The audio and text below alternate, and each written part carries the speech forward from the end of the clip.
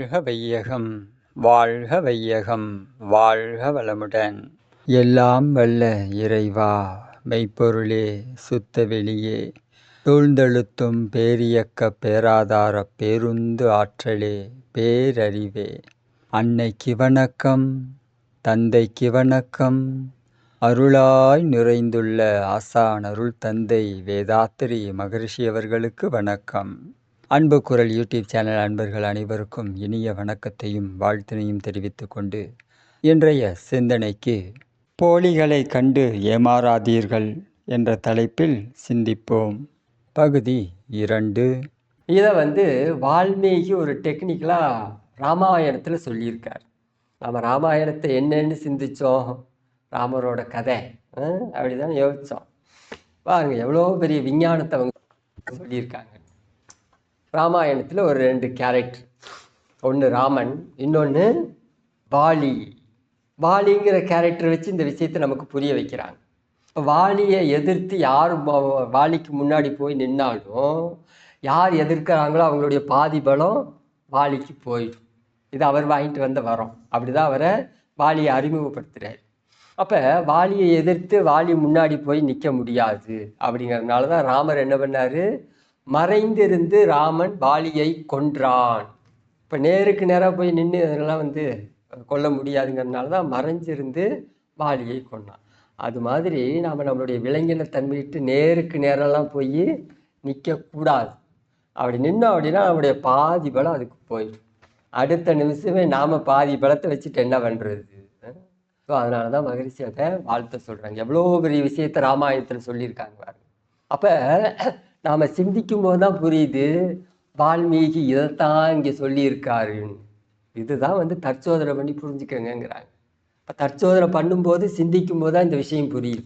இல்லாட்டி என்ன பண்ணியிருப்போம், மகரிஷி மட்டும் நமக்கு கிடைக்கலன்னு வச்சுக்காங்களேன். இன்னும் நாம் கோயிலில் போய் சுண்டலை வாங்கிட்டு பஜனை பாடிக்கிட்டே தெரிஞ்சிருப்போம். அப்போ இந்த விஷயமெல்லாம் எவ்வளோ விஞ்ஞானபூர்வமாக கொடுத்துருக்காங்க பாருங்க. ராமாயணத்தில் இருக்கிறது ஃபுல்லாக சயின்ஸு தான். அதே மாதிரி மகாபாரதமும் சயின்ஸு தான் பாருங்க. மகாபாரதத்தில் கௌரவர்கள் பாண்டவர்கள் 2 பேரை காட்டுறாங்களா. இப்போ இந்த பாண்டவர்கள்லாம் எப்படி பிறந்தாங்கன்னா, குந்தி தேவி அந்தந்த இந்திரன்ட்டையும் சந்திரன்ட்டையும் ஒவ்வொருட்டையும் வரம் வாங்கி இவங்க இந்த 5 பேரை குழந்தைய பெற்றெடுக்கிறாங்க. இந்த கௌரவர்கள் எப்படி பிறக்கிறாங்க அப்படின்னா, அந்த காந்தாரிக்கு கரு உருவாகுது. அது உருவாகி வளர்ந்துகிட்டே இருக்குது. ஆனால் உள்ளே வளர்றது என்னென்னா ஒரு சதை பிண்டம் தான். குழந்தை சதை பிண்டம் தான் வளருது. இதை வியாசர் என்ன பண்ணுறாரு, அது பிறந்தோடனே அதை எடுத்துகிட்டு போய் 101 கூறிட்டு ஒரு குடுவைக்குள்ளே வச்சு அது மந்திரம் பண்ணி ஜபம் பண்ணி அதை குழந்தைங்களாக மாற்றுறாரு.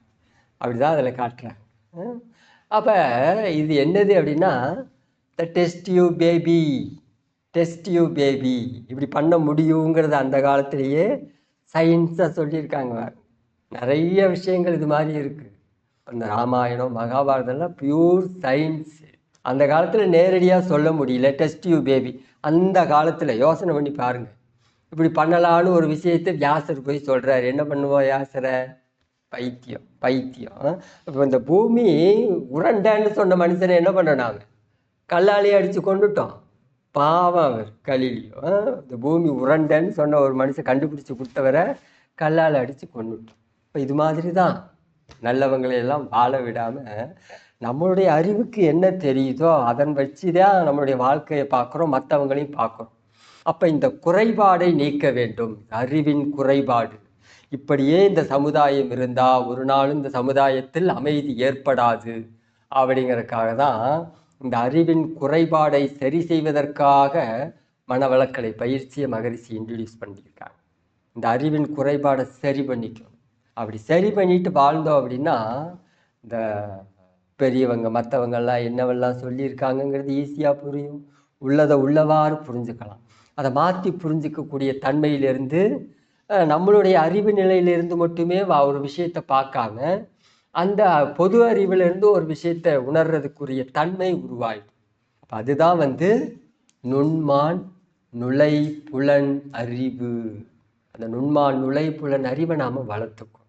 அதை வளர்த்துக்கிட்டு இந்த போலி தன்மைகள்ல இருந்து நம்மளை மாற்றிக்கணும். இது மாதிரி நம்மளை ஏமாற்றும். இப்போ பாருங்க, ஒரு சின்ன விஷயந்தான். டீயை விட்டுறலான்னு ஒரு முடிவு எடுத்தால் எப்படியெல்லாம் வந்து ஒர்க் பண்ணுது பாருங்க. அந்த முடிவில் நாம் நிற்க முடியாத அளவுக்கு அது அடுத்த கட்ட நடவடிக்கைக்கு போகுது. அப்போ இது மாதிரியான போலி எண்ணங்கள் உருவாகும். இப்போ இந்த போலி எண்ணங்களை எல்லாம் நம்ம என்ன பண்ணணும்? கண்டுபிடிச்சிக்கிட்டு அடுத்து அதுக்கு இடம் கொடுத்துடாமல் வாழும். உண்மை தன்மையோடு வாழும். உண்மை நிலையோடு நம்மளை இணைச்சிக்கணும்.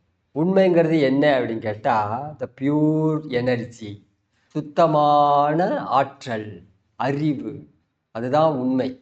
அந்த உண்மையோடு இணைஞ்சிக்கிட்டு நாம் நம்மளுடைய வாழ்க்கையை வாழணும். இப்போ இது மாதிரி நம்மளுடைய கேரக்டர், நம்மளுடைய பண்புகளை வளர்த்து விட்டோம் அப்படின்னா ஈஸியாக அது கூட போய் நில்லுன்னா அது கூட நிற்கும், அசையாது. நில்லென்றால் மனம், நின்றால் போதும். அப்படி நில்லுன்னா நிற்கும். இந்த தவம்னா இந்த தவம் நாம் மாற்றுற வரைக்கும் அது மாறாது, அங்கேயே இருக்கும். இப்போ இந்த இடத்துக்கு நாம் போகிறதுக்கு ஒரே வழி, நம்மளுடைய குணநல பேரு, நம்மளுடைய கேரக்டரை நம்ம ஸ்டடி பண்ணணும். நம்முடைய கேரக்டரை நம்ம ஸ்டடி பண்ணாமல் இந்த விஷயத்துக்குள்ளே நாம் போக முடியாது. அப்போ இந்த கேரக்டரை ஸ்டடி பண்ணுறதுக்காக தான் சிந்தனை பண்ணுங்கன்னு சொன்னாங்க. இப்போ மற்ற மகான்களுக்கும் மகரிஷிக்கும் உள்ள வித்தியாசம் இதுதான். மற்றவங்க எல்லாம் இதே விஷயத்தை தான் சொன்னாங்க, இதே விஷயங்களை தான் சொன்னாங்க. ஆனால் சொல்கிறதோடு மட்டுமே என்ன பண்ணிட்டாங்க? நிறுத்திட்டாங்க. இப்போ ஒரு சில விஷயங்கள் நமக்குள்ளே மாறணும் அப்படின்னா அதுக்கு முறையான பயிற்சின்னு ஒன்று தேவை. அந்த பயிற்சியை தான் மகரிஷி உடல் பயிற்சியாகவும், காயகல்பமாகவும், தவமாகவும், தற்சோதனையாகவும் கொடுத்துருக்காங்க. அப்போ இந்த பயிற்சிகளெல்லாம் நல்லபடியாக செய்யும்போது இந்த போலி தன்மையிலேருந்து நாம் மாறிடும். உண்மையான நிலையை நோக்கி நாம் நகரும். முதல்ல இன்ஃபர்மேஷன் தான். இப்போ நாம் சொல்கிறதெல்லாம் இன்ஃபர்மேஷன் தான். இதை கன்ஃபர்மேஷன் பண்ணிக்க வேண்டியது யார்கிட்ட இருக்குது? உங்கள்கிட்ட தான் இருக்குது. உங்கள்கிட்ட இருந்துட்டு இதை உங்கள் வாழ்க்கையில் அப்படியே டிரான்ஸ்ஃபார்மேஷன் பண்ணிங்கன்னா உங்களுடைய வாழ்க்கை நல்லாயிருக்கும். அவ்வளோதான் விஷயம், வேறு ஒன்றும் கிடையாது. அப்போ இது உள்ளே வர்ற வழி நல்லா இருக்கும், வெளியே போகிற வழி, இருக்கிற இடமும் நல்லா இருக்கும். உள்ளே வர்ற வழி நம்மளுடைய மனசு பண்போடு இருக்கணும். உள்ளே வைக்கிற இடம் நம்மளுடைய கருமையம், உயிர் துகள்கள், இது நல்லபடியாக இருக்கணும். வெளியே கொடுக்கறது அதே காந்தம், வெளியே கொடுக்கறதும் நல்லா இருக்கும். அப்போ இந்த பயிற்சிகளை செஞ்சோம் அப்படின்னா இது எல்லாமே நல்லா இருக்கும், நிறைவாக இருக்கும், ஒன்றுக்கு ஒன்று முரண்பாடு இல்லாமல் இருக்கும். இந்த மதர் போர்டு நல்லபடியாக இருக்கும், மதர் போர்டு கெட்டு போகாமல் இருக்கும். மதர் போர்டு போச்சு அப்படின்னா அவ்வளோதான், ஒன்றும் பண்ண முடியாது. இப்போ மதர் போர்டு நம்ம நல்லபடியாக வச்சுக்கணும், நம்முடைய கருமையத்தை நல்லபடியாக வச்சுக்கணும். நம்முடைய செயல் பண்புகளை ஆட்டோமேட்டிக்காக நாம் ஒரு விஷயத்தை செஞ்சோம்னா ஒரு தன்மை நம்முடைய கருமையத்தில் பதிவாகுது. அவன் என்ன செஞ்சாலும் பதிவாகுது. இப்போ நல்ல விஷயங்களை செஞ்சு மேல்பதிவு அப்படின்னு நல்ல விஷயங்களையும் செஞ்சு பதிவு பண்ணோம் அப்படின்னா இந்த மேல்பதிவு எந்த அளவுக்கு குவாலிட்டியோடையும் குவான்டிட்டியோடையும் இருக்கோ அதுக்கு தகுந்த மாதிரி நாளைய எதிர்காலம் என்பது அமையும். அப்போ இந்த தேவையில்லாத விஷயம் என்னென்னா உள்ளே போயிடும், அவ்வளோதான். இந்த விலங்கின பதிவெல்லாம் நாம் அழிச்சிடவெல்லாம் முடியாது. நீங்கள் மேலே மேலே மேலே பதிவு பண்ணிகிட்டே வந்தீங்கன்னா இந்த தேவையில்லாத விஷயம் என்ன பண்ணும்? உள்ளே போயிடும். அப்போ மேலே டாமினேட் பண்ணி நிற்கிறது என்னவான்னா நம்மளுடைய நல்வினை பதிவுகளாக இருக்கும். அப்போ இந்த நல்வினை பதிவுகளுடைய ஃப்ளாஷ், இதனுடைய தன்மையாக நம்முடைய புலன்கள் இயங்கும்போது, இதனுடைய தன்மையாக நம்முடைய அறிவு இயங்கும்போது எல்லாமே சிறப்பாக இருக்கும். இப்போ இனம் கண்டு கொள்ளலாம், இது ஒரிஜினலி, இது டூப்ளிகேட்டுன்னு நமக்கு தெரியும். இது ஒரிஜினலான எண்ணம், இது டூப்ளிகேட்டான எண்ணம். இது என்னோட எண்ணமே கிடையாது, வேற யாரோ பிறர் மன தூண்டுதல் அப்படிங்கிறது எல்லாம் தெரிஞ்சுக்கலாம். அப்போ இதெல்லாம் நமக்கு ஆட்டோமேட்டிக்காக லைவில் ஓடிச்சுன்னு வச்சுக்கோங்க. இதெல்லாமே நமக்கு லைவில் வந்துருச்சு அப்படின்னா நாம் எங்கேயும் தப்பு பண்ண மாட்டோம், நாம் தவறு செஞ்சு சிக்கலில் சிக்கிக்க மாட்டோம். அதே மாதிரி மற்றவங்களையும் சிக்கலில் சிக்க விட மாட்டோம். அந்த இடத்துக்கு நாம் நம்மளை நகர்த்திக்கலாம். அப்படிப்பட்ட சிறப்பு தன்மைகளை உள்ளடக்கியது தான் நம்மளுடைய மனவளக்கலை பயிற்சி. அப்போ இந்த பயிற்சியை நாம் எந்த அளவுக்கு ஆழமாக நம்ம ஈடுபடுத்தி கொள்கிறோமோ அந்த அளவுக்கு நமக்கு இதனுடைய விளைவு என்பது அமையும். விளைவு தான் எல்லாமே, செயலுக்கு தக்க விளைவு தான். அப்போ நம்ம விளைவை நோக்கி நகரணும். அதுதான் இன்றைக்கு செயலை நாம் நல்லபடியாக வச்சுக்கணும். போலிகளை கண்டு ஏமாறாதீர்கள். போலிகளை கண்டு ஏமாறாதீர்கள். நம்முடைய மனசு அதுக்கு ஒரு நல்ல பழக்கத்தை, ஒரு நல்ல முறையில் அதை ட்ரெயின் பண்ணலை அப்படின்னா அது என்ன பண்ணும்? ஏற்கனவே இருக்கக்கூடிய பல தேவையில்லாத இடங்களில் போய் அங்கேருந்து அது தன்னுடைய வேலையை செய்யும். இப்படி இந்த மனம் போன போக்கில் நம்முடைய வாழ்க்கை நடந்தது அப்படின்னா இதில் தான் நிறைய போலித்தன்மைகள் உருவாகிறது. அந்த கவிதையில் மகரிஷி 2வது வரியில் இந்த வாசகத்தை பயன்படுத்துகிறாங்க. ஒன்றி ஒன்றி நின்று அறிவை பழக்க உறுதி நுட்பம் சக்தி இவை அதிகரிக்கும். இதுக்கு அடுத்த வரியில் அன்று அன்று கிடைக்கின்ற அனுபவங்களை அன்று அன்று கிடைக்கின்ற அனுபவங்களில் நன்று என கண்டவற்றை நலமுடன் அதை வாழ்க்கையாக மாற்றிக்கொள்ள வேண்டும். இந்த வார்த்தையிலிருந்து மகரிஷி நமக்கு கொடுக்குற விஷயம் என்ன? அப்பப்போ நம்மளுக்கு கிடைக்கக்கூடிய அனுபவங்களில் நல்லதை மேலும் மேலும் வளர்த்து கொள்ள வேண்டும். இப்போ இந்த அல்லது நல்லது அப்படிங்கிற 2 விஷயம் வருதா? இப்போ அல்லதை நாம் அதுக்கு சரியான முறையில் யூட்டர்ன் பட்டாதான் அது நம்மளை இந்த நல்லது கூட ட்ராவல் பண்ண விடும். அப்படி இல்லாமல் அதை சரி அது பாட்டில் இருந்துட்டு போகுது, நாம் இந்த பக்கம் இதை மட்டும் மாற்றிக்கலாம், நல்ல விஷயத்தில் மட்டும் கவனம் செலுத்துவோம் அப்படின்னா அது அப்பப்போ நம்மளை என்ன பண்ணும்? இடையூறுகளை செய்து கொண்டே இருக்கும். அதனால தான் அயரா விழிப்பு நிலையோடு இருந்து தற்சோதனை செய்து கொண்டே இருங்கள். உங்களுடைய வாழ்க்கையில் நடைபெறக்கூடிய நிகழ்ச்சிகள் அனைத்தையும் கூர்ந்து உற்று நோக்குங்கள். அப்படி கூர்ந்து உற்று நோக்கும் போது தான் நம்முடைய வாழ்க்கையில் இந்த போலித்தன்மை உருவாகுதா அதை உடனே மாற்றி அமைக்கலாம். அப்படி இல்லை அப்படின்னா அது செயலை தூண்டும், உணர்ச்சியை தூண்டும். அதற்கான செயலை செஞ்சுட்டு அப்புறம் நாம் சிரமப்படும். ஸோ இது மாதிரியெல்லாம் நடக்கக்கூடாது என்பதற்காகத்தான் இந்த அயரா விழிப்பு நிலை, தற்சோதனை.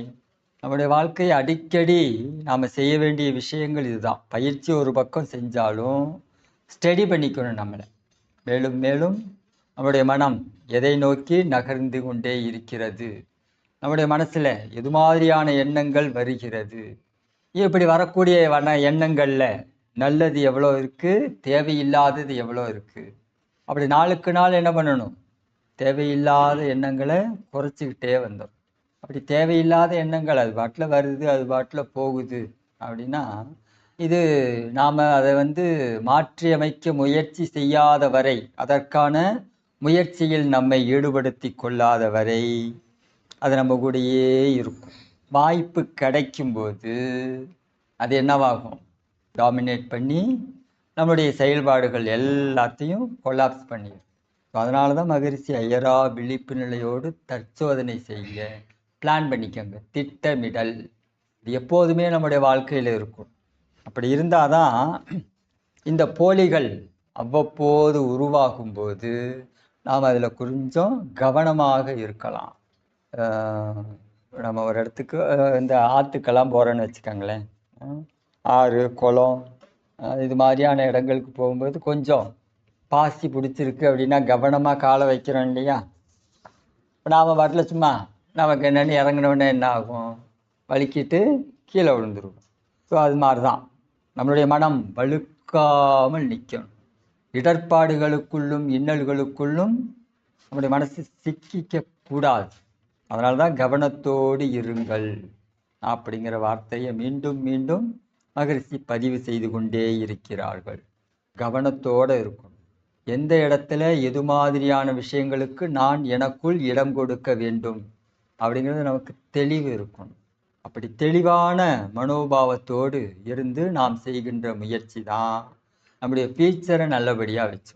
எதிர்காலத்தை நல்ல முறையில் உருவாக்கி தரும். இப்படி நாம் கொஞ்சம் கொஞ்சமாக நம்மளை ஒழுங்கமைச்சுக்கிறோம், ஒரு நல்ல முறையில் நம்மளை நாம் ஈடுபடுத்திக்கிறோம்.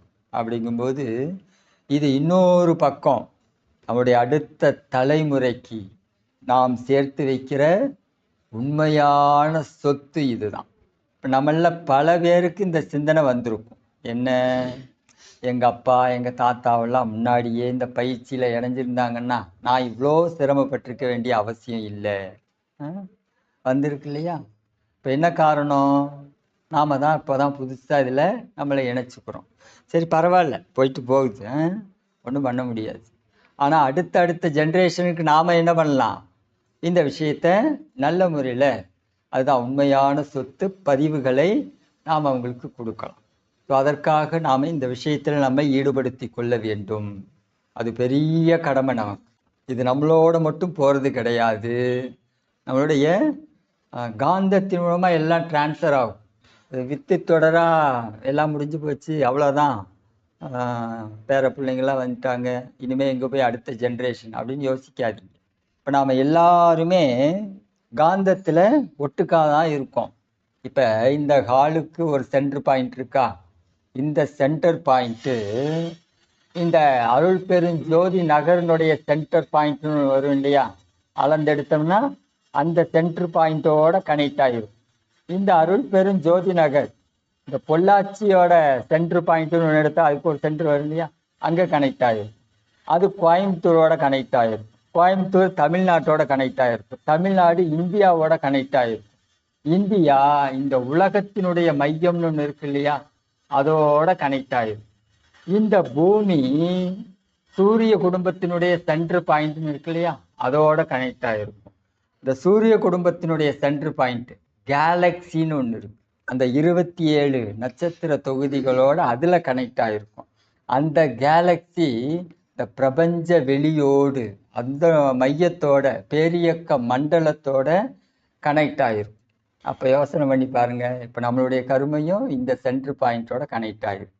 இது தொடர்ந்து பார்த்தா எல்லாருமே காந்தத்தால் ஒருங்கிணைக்கப்பட்டு நம்மளுடைய வாழ்க்கை என்பது நடந்து கொண்டிருக்கிறது. இப்படி தான் இருக்கு, காந்தத்தினுடைய இயக்கம் அப்படி தான் இருக்கு. அப்போ நாம் எங்கேருந்து என்ன பண்ணாலும் அது ஆட்டோமேட்டிக்காக நம்முடைய வம்சாவளிக்கு டிரான்ஸ்ஃபர் ஆகும். இப்போ சில விஷயங்கள் இந்த உடன் பிறந்தோர்களை எதற்காக வாழ்த்தணும் அப்படின்னா காரணம் இதுதான். நம்மளுடைய உடன் பிறந்தவர்கள், சுற்றத்தில் உள்ளவங்க, நெருங்கிய உறவினர்கள், இவங்களை வாழ்த்துறதுக்கு காரணமே ஒருத்தருடைய கருவமைப்பு தன்மை மாதிரி இன்னொருத்தருக்கு இருக்காது. அப்போ ஒரு கர்மைய தன்மை ரொம்ப பலகீனமாக இருந்தது, அது அருள் தன்மையே இல்லாமல் இருக்கு அப்படின்னா அந்த வைப்ரேஷன் நம்மளை என்ன பண்ணோம்? தேரை இழுத்து தெருவில் விட்டுரும். நாமளே இங்கே அப்பப்போ கிடைக்கிறப்ப பயிற்சி பண்ணிட்டு இருக்கோம் அப்படின்னா இது அதையும் சேர்த்து மொத்தமாக கொண்டு வந்து வெளியே எடுத்து விட்டுரும். அதனால தான் இதிலெல்லாம் இருந்து கொஞ்சம் சேஃப்டியாக இருக்குங்கிறதுக்காக இவங்களையெல்லாம் வாழ்த்துறோம். இப்போ இவங்களையெல்லாம் வாழ்த்தி நாம் ஒரு காந்த களத்தை உருவாக்கி வச்சிருக்கோமா? இது என்ன பண்ணும் அப்படின்னா அந்த நேரத்தில் அந்த கருமையத்துக்கு கொஞ்சம் பலகீனமாக இருந்தாலும் கூட நாம் சேஃப்டியாக இருப்போம். நம்ம அது பாதுகாப்போடு பார்த்துக்கும். அதுக்காக தான் இவங்களையெல்லாம் வாழ்த்துறோம். ஸோ வாழ்த்தின் மூலமாக இவ்வளோ பெரிய சயின்ஸ் இருக்குது. அதனால் நம்ம கொஞ்சம் புரிஞ்சுக்கணும், ஆழமாக புரிஞ்சிக்க வேண்டிய விஷயம். எதையுமே மகரிஷி சும்மாலாம் போகிற போக்கில் எடுத்து கொடுத்து விடவில்லை. நல்லா புரிஞ்சுக்கணும். எதையுமே மகரிஷி சும்மா சரி இருந்துட்டு போகட்டும், சரி செய்யுங்க அப்படிங்கிற மாதிரிலாம் கொடுக்கலை. ஒவ்வொரு வார்த்தையும் ஆராய்ச்சி பண்ணி சிந்தனை பண்ணி அதனுடைய ஆழம், அகலம், நீளம், உயரம் எல்லாத்தையும் கிளியராக டேட்டாவை எடுத்ததுக்கு அப்புறம்தான் மனவளக்கலை பயிற்சியாக நமக்கு கொடுக்கப்பட்டிருக்கிறது. சும்மாலாம் கிடையாது, இவ்வளோ பெரிய விஷயம். இப்போ இது எல்லாத்தையும் நாம் கொஞ்சம் ஒவ்வொன்றுக்கு பின்னாடி இருக்கிற சயின்ஸை புரிஞ்சுக்கணும். நம்ம ஏதோ பயிற்சி செய்கிறோம் பண்ணுறோம், இதெல்லாம் நல்ல விஷயந்தான், இல்லைங்களை. ஆனால் இன்னும் நம்மை ஆழமாக ஈடுபடுத்தி கொள்ள வேண்டும். அப்பப்போ பாருங்க டிஸ்டர்ப் ஆகிறோம், ஏதாவது ஒரு சக்கரங்கள் நமக்கே தெரியாமல் ரொம்ப வேகமாக சுற்றுது அப்படின்னா அதை சரி பண்ணிக்கிறதுக்கு நமக்கு என்ன பண்ண மாட்டேங்குது. அது இதுதான் வழின்னு தெரிஞ்சுக்காம மறுபடியும் மறுபடியும் அதோட துன்பத்திலேயே நாம் இருக்க வேண்டியது இருக்கு இல்லையா. ஸோ நம்ம தொடர்ந்து நம்மளுடைய வாழ்க்கையை, நம்மளுடைய உடல், மனம் இது எல்லாத்தையும் ஆராய்ச்சியிலேயே வச்சுக்கும்போது, கவனிச்சுக்கிட்டே இருக்கும்போது, வாட்ச் பண்ணிக்கிட்டே இருக்கும்போது, ஒரு சின்ன ட்ரபிள் வந்தாலும் என்ன பண்ணலாம், டக்குன்னு அதை கண்டுபிடிச்சி ஈஸியாக சரி பண்ணிடலாம். அப்படி இல்லை அப்படின்னா அது ஒரு பிரச்சனை பெருசாகி அது பூதாகாரமாக மாறி அதுக்கப்புறம் தான் எனக்கு இப்படி எல்லாம் ஆகிப்போச்சு, நான் என்ன பண்ணுறதுனே தெரியல அப்படின்னு பேராசிரியர்கிட்ட வந்து உக்காந்தி எனக்கு ஏதாவது சொல்லுங்க ஐயா அப்படின்னா என்ன பண்ணுறது. ஒரு ப்ராப்ளம் ஆரம்பிக்க ஒன்று பிரச்சனைக்குள்ளே நாம் போகக்கூடாது. அப்படி பிரச்சனை நம்மை நோக்கி வருகிறதுன்னா கேர்ஃபுல்லாக இருக்கும். இது ரெண்டுமே வாழ்க்கையில் நடக்கும். நாமளும் என்ன பண்ணுறோம், பிரச்சனையை நோக்கி நகர்கிறோம். நாம் நகர்றோம். எப்போவுமே வந்து நகர்வுங்கிறது இல்லாமல்லாம் இருக்கவே இருக்காது. நம்முடைய உயிர், நம்மளுடைய மனசு, நம்முடைய அறிவு, நம்மளுடைய வாழ்க்கை இதெல்லாமே ஒரு நகர்வை நோக்கி சென்று கொண்டுதான் இருக்கிறது. அப்போ நம்முடைய மனசு, நம்முடைய உடம்பு, நம்மளுடைய உயிர் எதை நோக்கி நகர்கிறதுங்கிற விஷயத்த நமக்கு தெரிஞ்சுக்கணுமா வேண்டாமா. நாம் சில விஷயங்களை நோக்கி நகர்கிறோம். அது நல்லதா கெட்டதான்னு தெரிஞ்சுக்கணும். நம்மை சில விஷயங்கள் தொடரும், நம்மளை சில விஷயம்லாம் பின்னாடியே துரத்தும். அதில் இருந்து நம்ம பாதுகாப்பாக இருக்கணும். இப்போ இது எல்லாத்தையும் நாம் கொஞ்சம் ஆராய்ச்சியோடு இருந்தோம் அப்படின்னா இதெல்லாம் ஈஸியாக ஹேண்டில் பண்ணிடலாம். அப்படி இல்லை அப்படின்னா இதுக்குள்ளே எல்லாம் சிக்கிக்கிட்டு அதுக்கப்புறம் வரக்கூடிய விளைவுகளில் துன்பமாக இருக்குது, கஷ்டமாக இருக்குது, உடம்பு சரியில்லை, மனசு சரியில்லை அப்படின்னு ஆயிடும். ஸோ பொருந்தா உணர்வுகளுக்குள் நம்மை நாம் தள்ளி விட்டுறோம். ஸோ அது மாதிரிலாம் வராமல் இருக்கிறதுக்கு தான் இது மாதிரியான விஷயங்கள். இப்போ நம்மளுடைய மனசில் இந்த போலித்தனமான மன எண்ணங்கள் உருவாகும். அப்பப்போ நம்மளை வந்து ஏமாற்றும். அதுகிட்ட இருந்து ரொம்ப கவனமாக இருக்கணும். பாருங்க, நம்ம வந்து நமக்கு வர்ற இந்த இன்ட்யூஷன், இந்த உள்ளுணர்வு உண்மையிலேயே இறைவனுடைய வார்த்தை தானா அல்லது இது பழக்கத்தில் வருதா அப்படிங்கிறத கண்டுபிடிக்கணுமா வேண்டாமா. நமக்கு எல்லாத்துக்கும் இன்ட்யூஷன் ஒன்று வரும், இல்லாமல்லாம் இருக்காது. ஆனால் இது ஒரிஜினலாக டூப்ளிகேட்டான்னு நாம் தெரிஞ்சுக்கணும். நம்ம இது டூப்ளிகேட்டோடு நம்ம போய் கனெக்ட் ஆகிட்டோன்னு வச்சுக்கோங்க, வாழ்க்கை சிக்கலாக மாறிடும் இல்லையா. டூப்ளிகேட்டோடு போய் இணைஞ்சிடக்கூடாது. ஆனால் அவ்வளோ அதுவும் நடக்கும். நம்முடைய வாழ்க்கையில் அதுவும் நடைபெறுவதற்கு வாய்ப்பு இருக்கிறது. ஒரிஜினலான உள்ளுணர்வு அப்படின்னு ஒரு விஷயம் இருக்குது, அது நம்மகிட்ட சொல்லும். சில விஷயங்கள் டூப்ளிகேட் இருக்குது அதுலேயே, அதுவும் நமக்கு சில விஷயங்களை சொல்லும். அப்போ நம்ம இதுகிட்ட போய் சிக்கிக்கக்கூடாது அப்படின்னா ரொம்ப கவனமாக, அதுதான் வந்து அயரா விழிப்பு நிலையோடு இருந்தோம்னா இந்த ஒரிஜினலுக்கு டூப்ளிகேட் உள்ள விஷயத்தை கண்டுபிடிச்சிடலாம். இப்போ நமக்கு காலையில் எந்திரிக்கும்போது சரி இன்னைக்கு உடற்பயிற்சியை கொஞ்சம் ஸ்கிப் பண்ணலாம், ரொம்ப குளிருது, பனி பெய்யுது அப்படின்னு நினச்சோன்னு வச்சுக்கோங்களேன், இது டூப்ளிகேட் எண்ணம், இது ஒரிஜினல் கிடையாது, இது போலி. இந்த எண்ணத்தை நாம் என்ன பண்ணக்கூடாது, செயல்படுத்தி விட கூடாது. இன்னும் சில பேர் இருக்கோம், எல்லாம் அலாரம்லாம் வச்சுட்டு படுப்போம், ஒரு 5 நிமிஷம் தூங்கிட்டு எந்திரிப்போமே, அவ்வளோதான். 1 மணி நேரம் 2 மணி நேரம் கழிச்சு தான் எந்திரிப்பா. உடற்பயிற்சி பண்ணுறது இதெல்லாம் டூப்ளிகேட் எண்ணம், இதெல்லாம் போலி. இதையெல்லாம் இருந்து நாம் கவனமாக இருக்க வேண்டும். இது மாதிரியான போலியான எண்ணங்கள் நம்மை அறிவில் உயர்த்த விடாது. அதனால் இதுவும் நம்ம கூடயே இருந்துருக்கு. சில சமயங்களில் நாம் இந்த புலன் இன்பம்னு இருக்கு இல்லையா, அதிகாரம், புலன் இன்பம், இவைகளில் நம்மளை கொஞ்சம் அது பலகீனப்படுத்தக்கூடிய எண்ணங்களில் நம்ம கேர்ஃபுல்லாக இருக்கும். இதெல்லாம் போலி எண்ணங்கள். நம்ம இன்னைக்கு தவம் செய்யலாம், 2 பேர் ஃப்ரெண்ட்ஸு சேர்ந்து ரெகுலராக தவத்துக்கு போயிட்டே இருப்பாங்க. இன்னைக்கு பார்த்தா அவங்க இல்லை எனக்கு கொஞ்சம் ஷாப்பிங் பண்ண வேண்டிய வேலை இருக்குது அப்படின்னா, சரி நீயும் தான் வாயேன் அப்படின்னு கூப்பிட்டு அவங்களோட போயிட்டோம் அப்படின்னா முடிஞ்சுது. நம்ம போலி எண்ணத்துக்கு இடம் கொடுத்துட்டோன்னு அர்த்தம். அவங்களுக்கு தேவை, சரி பரவாயில்ல ஷாப்பிங் பண்ண வேண்டியது முக்கியம்ட்டு போகிறாங்க. சரி நீயும் வந்தால் கொஞ்சம் இந்த வார்த்தையெல்லாம் வரும், நீயும் வந்தால் கொஞ்சம் ஹெல்ப்பாக இருக்கும், சரி பரவாயில்ல பாவம், சரி போவோம் அப்படின்ட்டு போனால் அவ்வளோதான். ஸோ இது மாதிரியான சூழ்நிலைகளுக்கு நாம் இடம் கொடுக்கக்கூடாது. ஸோ அதே 2 ஃப்ரெண்ட்ஸு நல்ல முறையில் சேர்ந்து சரி பயிற்சியை அடுத்தடுத்து கலந்துக்கலாம், ரெகுலராக பயிற்சியில் கலந்துக்கலாம் அப்படிங்கிறதெல்லாம் இருக்குது. அதெல்லாம் ஓகே தான், அதெல்லாம் தவறு கிடையாது. அது எப்போ நம்ம பயிற்சியை ஸ்கிப் பண்ணக்கூடிய அளவுக்கு ஒரு விஷயம் வருதோ அதை நாம் தற்சோதனைக்கு உட்படுத்த வேண்டும். தற்சோதனைக்கு உட்படுத்தியும் அப்படி இல்லாமல் வரக்கூடிய சூழ்நிலையெல்லாம் அப்படியே செயல்படுத்தி விடக்கூடாது. கூடயே இன்னொரு போலியும் வரும். நான் எனது வாழ்நாளில் யாருடைய உடலுக்கும் மனதிற்கும் துன்பம் தரமாட்டேன், துன்பப்படுவோருக்கு என்னால் உதவியை செய்வேன். மகரிஷி உதவி செய்ய சொன்னாங்களே, சரி உதவி போய் செய்வோம் அப்படின்னு உதவி செய்ய கிளம்பி இருந்த மனசு. சரி பாவம் நம்மளை கூப்பிடுறாங்க, நம்மளும் போயிட்டு வருவோம் உதவி செய்யறது. இப்போ இதெல்லாம் நம்ம கொஞ்சம் கவனமாக இருக்கணும், கவனமாக இருக்கணும். நம்மக்கிட்ட இது மாதிரியான நிறைய விஷயங்கள் அப்பப்போ அங்கங்கே முளைக்கும். சும்மா தான் இருக்கும். இந்த மழை பெஞ்சா திடீர்னு காளான் முளைக்குது இல்லை, அது மாதிரி இந்த எண்ணமெல்லாம் திடீர்னு முளைக்கும். நாம் இவ்வளோ நாளாக சங்கல்பம் பண்ணி வச்சிருக்கக்கூடிய விதை அது பார்த்தா முளைக்கவே முளைக்காது. இது ஒரு மழை பெஞ்சதுன்னா போது அப்படியே முளைச்சிடும் காளான் மாதிரி.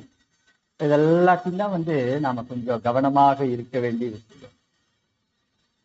நாம் ஒரு விஷயத்துக்கு முக்கியத்துவம் கொடுத்து அதை நாம் நோக்கி போயிட்டு இருக்கோம் அப்படிங்கும்போது அதுக்கு எந்த இடையூறும் வராமல் பார்த்துக்கணும், கவனமாக இருக்கும். நம்முடைய பயிற்சியிலேயே நாம் ரெகுலராக தொடர்ந்து மன்றத்துக்கு போகிறோம், பயிற்சியெல்லாம் செய்கிறோம் அப்படிங்கும்போது நாம் அடுத்து நீங்கள் இறைவணக்கம் குரு வணக்கம் பாடுங்க, மன்றத்தில் தவம் எடுங்க அப்படிங்கும்போது சரி மகரிஷி இது நமக்கு நல்ல வாய்ப்பாக கொடுத்துருக்காங்க அப்படின்னு நினச்சி இறைவணக்கம் குரு வணக்கம் பாடிட்டு தவத்தை முடிச்சுட்டு அப்படியே வந்துடணும். அதை விட்டுட்டு நான் இன்னைக்கு மன்றத்தில் தவம் எடுத்தேன், இறைவணக்கம் குரு வணக்கம் பாடினேன் அப்படின்னு யோசிச்சோம் அப்படின்னா இது ஒரு விதமான போதை. புகழுக்கு நம்மளுடைய மனம் மயங்குதுன்னு அர்த்தம், மயங்குதுன்னு அர்த்தம். ஸோ இதில் சிக்கிக்க கூடாது. இறைவன் கொடுத்த விவரத்தை நம்ம நல்லபடியாக செஞ்சு முடிச்சிட்டோம், ஓகே, நல்லபடியாக தான் தவறு நடத்தணும், எந்த விதமான வார்த்தை குளராமல் நீட்டாக நல்லபடியாக தவம் முடித்தோம் அப்படின்னு இருக்கணும். அதை விட்டு இதை கொஞ்சம் நம்ம பெருசாக மிகைப்படுத்தி யோசிச்சிட்டோன்னு வச்சுக்கோங்க. இதை நாம் மிகைப்படுத்தி யோசித்தோம் அப்படின்னா நம்மளுடைய இந்த போலித்தன்மை நமக்குள்ளேருந்து வெளியே வருதுன்னு அர்த்தம். இடம் கொடுக்க கூடாது, கவனமாக இருக்கணும். நம்ம எங்கே போனாலும் சரி இது மாதிரியான விஷயங்கள் இருக்கும். ஸோ அது மாதிரி பொருள், புகழ், அதிகாரம், புலன், இன்பம் இதுக்கெல்லாம் இடம் கொடுக்கக்கூடாது. இது எல்லாமே பாருங்க ஒரு விதமான போலி தன்மையால் உருவாக்கப்பட்டது.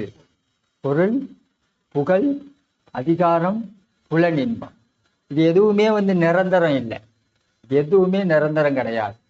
பொருள் நமக்கு நிரந்தரமானதா? இல்லை. புகழ் நமக்கு நிரந்தரமானதா? கிடையாது. நமக்கு இந்த புலன் இன்பம் நிரந்தரமானதா? இல்லை. அதிகாரம் நிரந்தரமானதா? இல்லை. இப்போ இது எல்லாமே போலி தன்மையால் உருவாக்குவை. அதில் கவனமாக இருக்கணும். இதில் போய் நாம் சிக்கிக்கிட்டோம் அப்படின்னா இந்த போலித்தன்மைக்கு நமக்குள்ளாக நாம் இடம் கொடுத்து விட்டோமே ஆனால் நம்முடைய மனதை, நம்முடைய உயிரை, நம்முடைய உடம்ப நாம் ஒரிஜினலாக மாற்ற முடியாது. ஏன்னா இது கூடயே இருக்கு இல்லையா? இந்த போலியை வச்சுக்கிட்டு அது நிஜமாக்குவது என்பது இயலாத காரியம். ஸோ இதெல்லாம் நம்மளுடைய மனசில் வராமல் பார்த்துக்கணும், கவனமாக இருக்கும். பொருள், புகழ், அதிகாரம், புலன், இன்பம் இவைகளில் சிக்கிவிடக்கூடாது. உணர்ச்சி பயம் சிக்கிடக்கூடாது. அப்படி சிக்கணும் அப்படின்னா அதை தொடர்ந்து நம்மளுடைய மனசனுடைய ஒரிஜினாலிட்டி போயிடும், நம்முடைய உயிரினுடைய ஒரிஜினாலிட்டி போயிடும். நம்முடைய மனசினுடைய உயிர், நம்முடைய அறிவும் தன்னுடைய சுயத்தை, தன்னுடைய முழுமை நிலையை அது இழந்துவிடும். அப்போ இந்த போலித்தன்மைகளுக்கு இடம் கொடுக்க கூடாது, கவனமாக இருக்கணும், கவனமாக இருக்கணும்.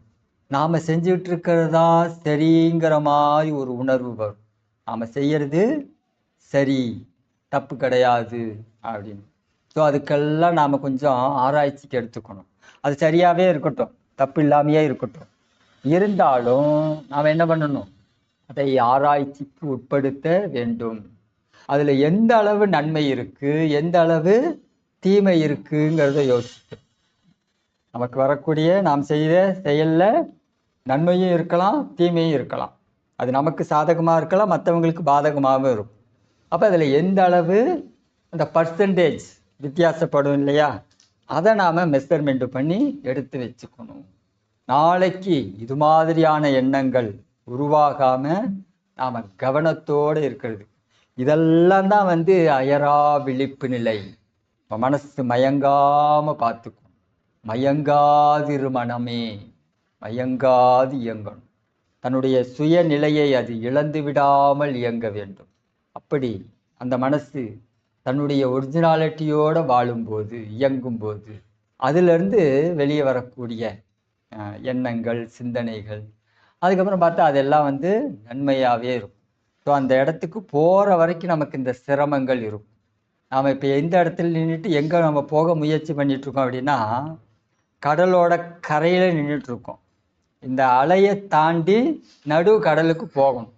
அப்படிங்கும்போது இந்த அலைகள் என்ன பண்ணும், நம்மளை மறுபடியும் கரையை நோக்கி தள்ளி விட்டுக்கிட்டே தான் இருக்கும். அதை தாண்டி முயற்சி பண்ணி நாம் நடு கடலுக்கு போயிட்டோம் அப்படின்னா அங்கே ஆழ்கடல் அமைதியாக இருக்கும். அங்கே தேவையில்லாதெல்லாம் வராது. அதனுடைய அறிவை நாம் வளர்த்துக்கணும். நம்முடைய உடலை, மனதை அந்த அளவுக்கு தகுதியை வளர்த்து கொள்ள வேண்டும். மகரிஷி சொல்கிறாங்க இல்லையா, தகுதியை மட்டும் இழந்து விடாதீர்கள்.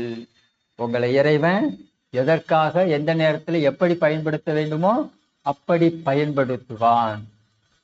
தகுதியை இழந்து விடக்கூடாது. நம்முடைய மனசுக்குன்னு ஒரு தகுதி இருக்கு, நம்முடைய உடம்புக்குன்னு ஒரு தகுதி இருக்கு, நம்முடைய உயிருக்குன்னு ஒரு தகுதி இருக்கு. இதையெல்லாம் இழந்துடாம வச்சிருந்தோம் அப்படின்னா இந்த அறிவு, பிரபஞ்ச அறிவுன்னு ஒன்று இருக்கு இல்லையா, எல்லாமே அறிவு தான் பாருங்க. புலன் அறிவு, உடல் அறிவு, பஞ்சபூத அறிவு, எல்லாமே அறிவு தான். எல்லாத்துலேயும் அறிவு இருக்கு. அறிவில்லாத பொருளே கிடையாது, எல்லாத்துலேயும் அறிவு இருக்கு. அது மாதிரி இந்த பிரபஞ்ச பேரறிவுன்னு ஒன்று இருக்கு. அந்த அறிவோடு நம்மளுடைய அறிவு கனெக்ட் ஆகணும் அப்படின்னா அதுக்கு இந்த விஷயமெல்லாம் தேவைப்படுகிறது. தகுதியோடு இருக்கணும்.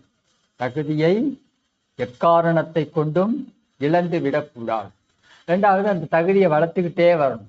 இருக்கிற மாதிரியே அப்படியேவும் வச்சுக்கூடாது. இருக்கிற மாதிரி அப்படியேவும் வச்சுக்கூடாது. அதை வளர்த்துக்கணும், நாளுக்கு நாள் வளர்த்துக்கணும். இந்த தகுதியை உயர்த்தி கொண்டே வர வேண்டும். அது என்ன அப்படின்னு கேட்டால் நம்மளுடைய மனசு பக்குவம் தான். தன்மையாக நடந்துக்கணும். எல்லாத்துக்கிட்டையும் பாரபட்சம் இல்லாமல் பழகணும். உள்ளே ஒன்று வச்சுக்கிட்டு வெளியே ஒன்று பேசக்கூடாது. உள்ளே ஒன்று வச்சுட்டு வெளியே ஒன்று பேசணும் அப்படின்னா நம்முடைய தகுதி உயராது.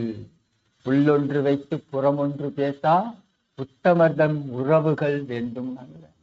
இதுதான், உள்ள ஒன்று வச்சுட்டு வெளியே ஒன்று பேசக்கூடாது. நம்ம நல்ல முறையில் எல்லாத்தோடும் நம்மளுடைய நடை, உடை, பாவனை எல்லாத்தையும் வச்சுக்கணும். ரொம்ப கவனமாக இருக்கும். இந்த தகுதிங்கிறது அப்போ தான் உருவாகும். இது நமக்குள்ளாக இருக்கக்கூடிய அந்த பேரறிவினுடைய சீரான இயக்கத்தன்மை, இந்த குவாலிட்டி இம்ப்ரூவ்மெண்ட்டுங்கிறது யார் இதெல்லாம் முடிவு பண்ணுறா?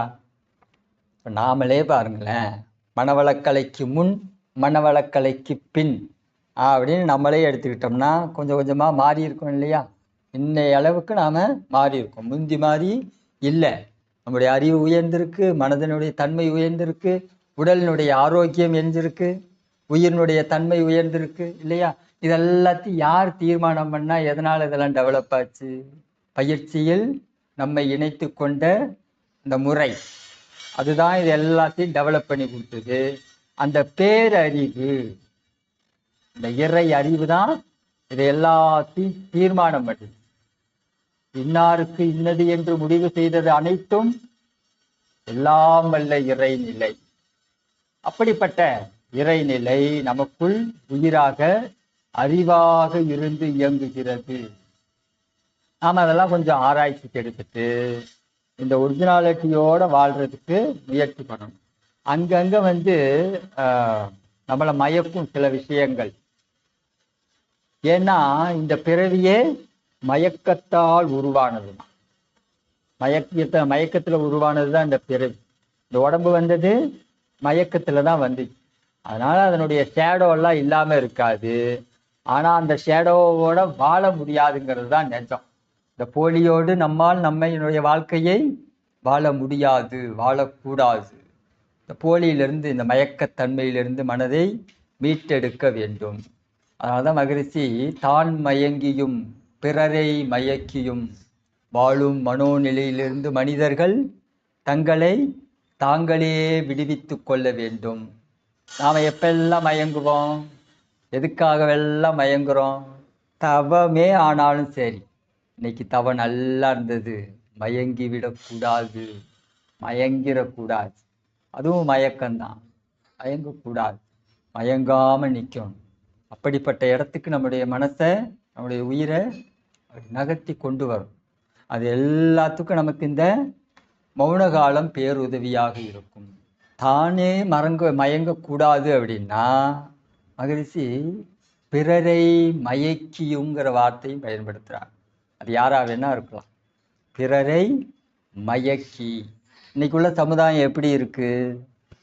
ஒருத்தருடைய பலகீனத்தை தனக்கு சாதகமாக பயன்படுத்தக்குள்ள சமுதாயம். ஒருத்தருடைய பலகீனத்தை தனக்கு சாதகமாக பயன்படுத்தி கொள்ளக்கூடிய சமுதாயமா இருக்கு. அப்படிப்பட்ட சமுதாயத்தில் இருந்து நாம கொஞ்சம் நம்மளை தான் மயங்கியும் பிறரை மயக்கியும் வாழும் நிலையிலிருந்து மாற்றி அமைத்து கொள்ள வேண்டும். இந்த போலியான மனதில் தன்மையிலிருந்தும் இந்த சமுதாய வாழ்வியல் முறையிலிருந்து நம்மளை மாற்றிக்கும்.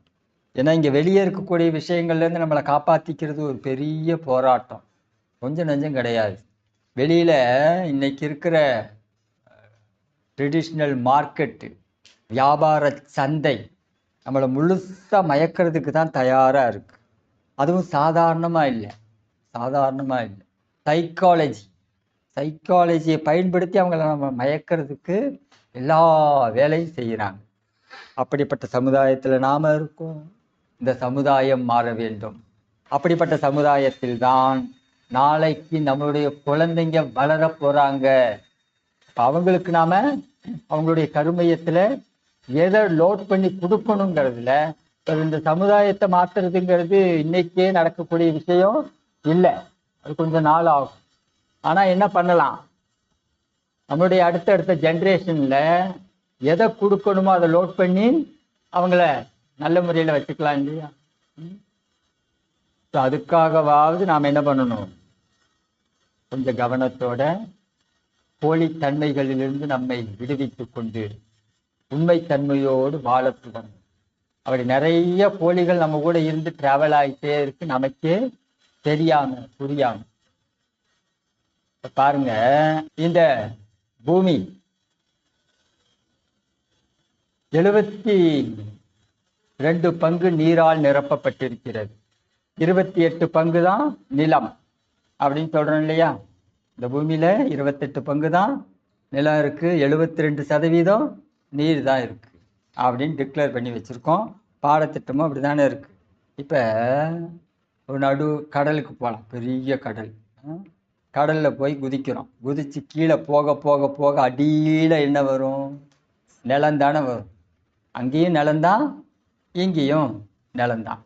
அப்ப 28 பங்கு தான் நிலம் அப்படின்னு சொன்னது பொய், உண்மை இல்லை இல்லையா?